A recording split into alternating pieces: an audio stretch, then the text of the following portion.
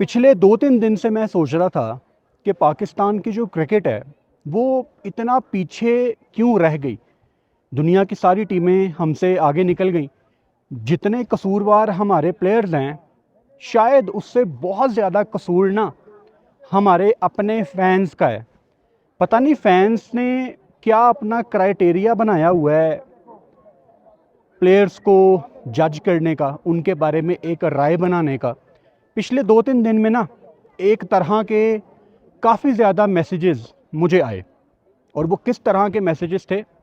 देखो, तुम बाबर आजम के बहुत अगेंस्ट बोलते हो, वो बिग बैश में सेलेक्ट हो गया है, उसको जी ड्राफ्ट होने से पहले ही सिलेक्ट कर लिया है, ये लेवल है बाबर आजम का।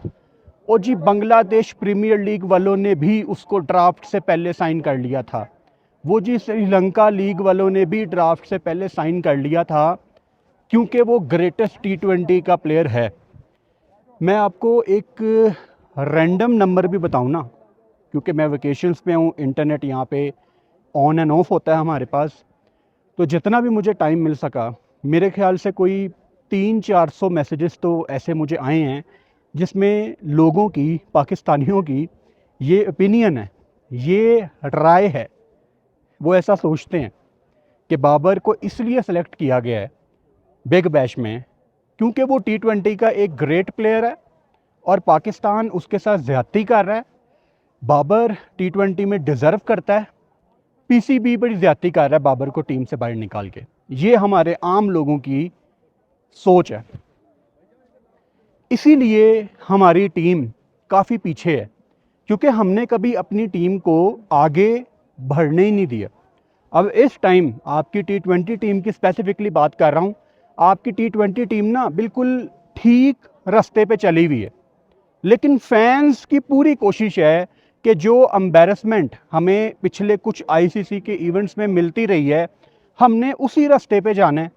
हमने उन्हीं प्लेयर्स की टांगे खींच के उनको दोबारा कौमी टीम में लाना है, क्योंकि हमें आदत पड़ चुकी है हर टूर्नामेंट में वही रोने धोने की कि यार वो हम आगे क्यों नहीं जा रहे, हम बड़े मैच के प्लेयर्स क्यों नहीं पैदा कर पा रहे।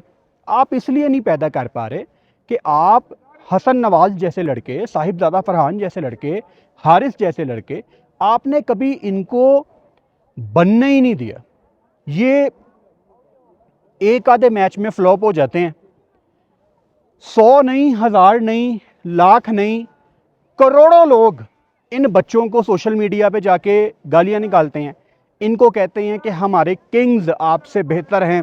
इस टॉपिक पे भी मैं आता हूं, लेकिन जो मेन मुद्दा है इस वीडियो का वो ये है कि आप लोगों को ना थोड़े से होश के नाखून, यही मिसाल है ना, होश के नाखून लेने चाहिए। आई डोंट नो, जो भी मिसाल है, you can correct me in the comment box.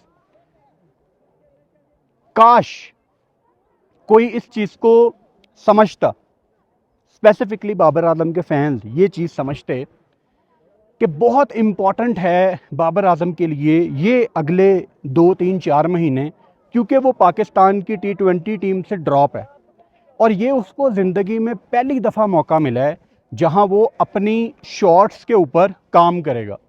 जहां आप इस चीज़ को सेलिब्रेट कर रहे हैं कि जी बिग बैश में वो सेलेक्ट हो गया, काश आप इस चीज़ को सेलिब्रेट कर रहे होते कि यार अब जो माइक हेसन काम कर रहा है बाबर के साथ, जिस तरह से मेरे सामने काफ़ी videos I Pakistan cricket board के सोशल मीडिया हैंडल्स पे, वो वीडियोस मौजूद हैं, मैं यहाँ नहीं लगा सकता कॉपीराइट की वजह से, लेकिन जैसे माइक हेसन बाबर आजम की पावर हिटिंग पे काम कर रहा है, उसकी स्वीप शॉट पे काम कर रहा है। बाबर आज तक स्वीप शॉट डेवलप नहीं कर पाया, कितना भी बड़ा स्पिनर हो, एक स्पिनर की कमर टूट जाती है जब बैटर स्वीप शॉट मारता है। ये जो लोग प्रोफेशनल लेवल पे क्रिकेट खेलते हैं वो मेरी बात समझेंगे, जो नहीं समझते सिर्फ उनके लिए बता रहा हूं कि आप स्पिन को तोड़ देते हैं, आप बॉल के ऊपर आके उसको मेरिट पे खेलते हैं और स्पिनर, उसका मोराल डाउन हो जाता है। आप बॉल को मौका नहीं देते, थोड़ा सा पहले आप आगे जाके बॉल को कमिट कर लेते हैं। वो शॉट उसकी माइक हेसन डेवलप कर रहा है, माइक हेसन उसकी पावर हिटिंग पे काम कर रहा है। पहली दफ़ा ऐसी चीज़ें मुझे दिख रही हैं कि यार एक कोच उसके ऊपर काम कर रहा है। अब बड़ा आसान है यहाँ पे एजेंडा बना देना, मतलब मैं तो बाबर आजम के जो फैंस हैं वो तो इसलिए मुझसे नफ़रत करते हैं ना, नफ़रत एक बड़ा स्ट्रॉन्ग वर्ड है, बट करते हैं।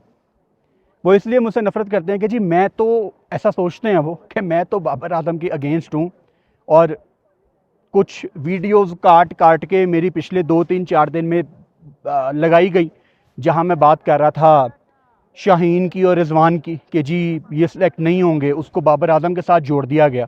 अच्छा, उसी वीडियो में मैंने ये भी कहा था कि शायद एक आधे दिन में बाबर की एक अलहदा से पोस्ट आ जाए, वो कोई आपको नहीं सुनाएगा, क्योंकि उससे तो ये लगेगा ना कि यार फुरकान भट्टी तो न्यूट्रल एनालिसिस करता है, और वो तो इनका एजेंडा नहीं है। एजेंडा इनका ये है मुझे किस तरह विलन बना के दिखाना है। कोई बात नहीं, दिखा लें, मुझे उससे कोई टेंशन नहीं है, मैं तो बड़े सालों से ये चीज़ें बर्दाश्त कर रहा हूँ। तो काश आप इस चीज़ को सेलिब्रेट कर रहे होते कि यार हमारा फेवरेट प्लेयर अभी टीम से बाहर है। कोई बात नहीं, दुनिया के बड़े बड़े प्लेयर टीम से बाहर होते हैं, वो अपनी खामियों पे काम करते हैं, अपनी शॉट्स डेवलप करते हैं, और बड़े प्लेयर वही होते हैं जो फिर दोबारा कम बैक करते हैं। हमारा बड़ा सिंपल, और जब मैं हमारा कहता हूँ, मेरे जैसे लाखों करोड़ों पाकिस्तान क्रिकेट के फॉलोअर्स ऐसा सोचते हैं कि बाबर की T20 टीम में जगह नहीं बनती। अब ये सुन के ना लोग ऑफेंड हो जाते हैं, लोग कहते हैं तुम क्या बातें कर रहे हो। मतलब अगर कोई टेस्ट का और वनडे का अच्छा प्लेयर है, तो इसका मतलब ये बिल्कुल नहीं है कि वो T20 की एक ऑटोमेटिक चॉइस है। थोड़ा टाइम लगेगा हमारे लोगों को इस चीज़ को समझने में। रास्ता आपका ठीक है, अब लग तो ऐसे ही रहा है कि पाकिस्तान क्रिकेट बोर्ड में एक वो तसलसल रहेगा, क्योंकि ये रहना बहुत इंपॉर्टेंट है। कंसिस्टेंसी बोर्ड में रहना बहुत इंपॉर्टेंट है, क्योंकि ऊपर अगर मोहसिन नकवी रहेंगे, नीचे माइक हेसन भी रहेगा। इससे पीछे अगर हम चले जाएं, अगर जैसन गिलेस्पी, वो तो चलो टेस्ट में थे, अगर गैरी कर्स्टन भी रह जाते 2.5 3 साल, तो आपको काफ़ी चीज़ें बेहतर होती नज़र आती। वो भी बुरा कोच नहीं था, मतलब अगर मैं दोनों की प्रोफाइल को मैच करूं तो गैरी कर्स्टन बहुत बड़ा कोच था माइक हेसन से। लेकिन वो हमारी बोर्ड की गलतियां, हम उस पर माजी में काफ़ी बात कर चुके हैं, उस टॉपिक को हम इसमें नहीं लाएंगे, क्योंकि आप लोगों का टाइम बहुत कीमती है, उसको ज़ाया करने का मुझे कोई शौक़ नहीं है। तो बड़ा इम्पॉर्टेंट है आपके लिए ये एक छोटी सी बात समझना, इस चीज़ को ना सेलिब्रेट करना छोड़ दो।